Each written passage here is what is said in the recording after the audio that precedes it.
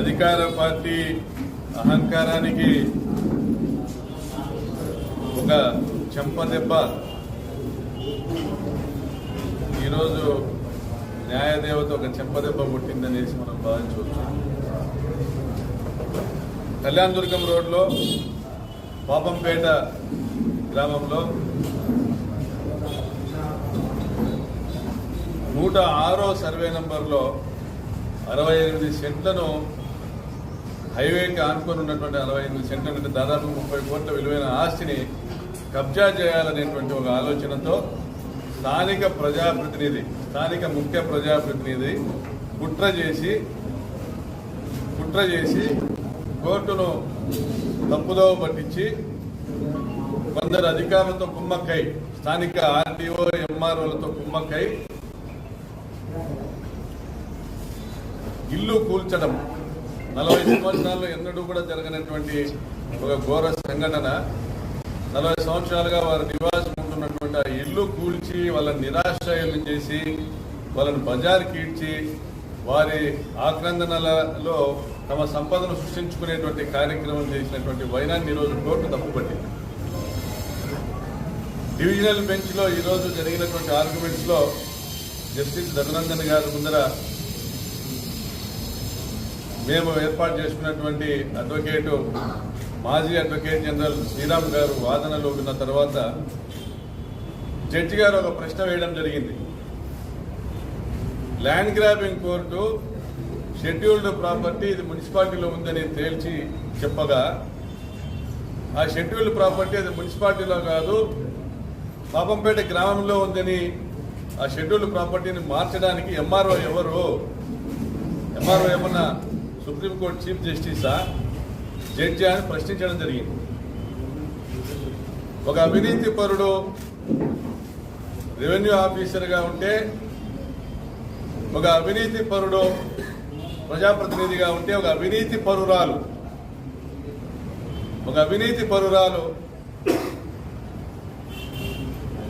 ప్రజాప్రతినిధిగా ఉంటే ఎటువంటి నేరాలు ఘోరాలు చేయొచ్చునో ఈరోజు మనమందరం కూడా గమనిస్తా ఉన్నాం జరుగుతున్న సంఘటనలు బట్టి.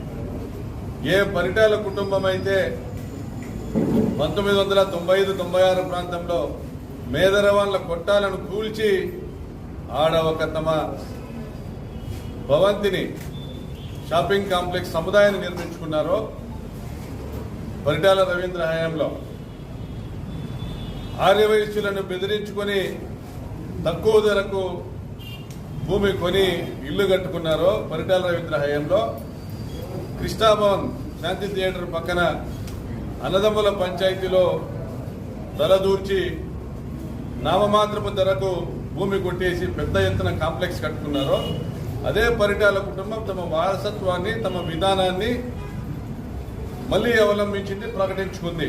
ఈరోజు వారి వారసులు చేపట్టినటువంటి దురాక్రమణ చర్య ఇది. 68 సెంట్లు ఆక్రమించుకొని సోత్రియందారులకు ఇచ్చిన తీర్పు స్టేటస్ కో ఇచ్చింది కోర్టు.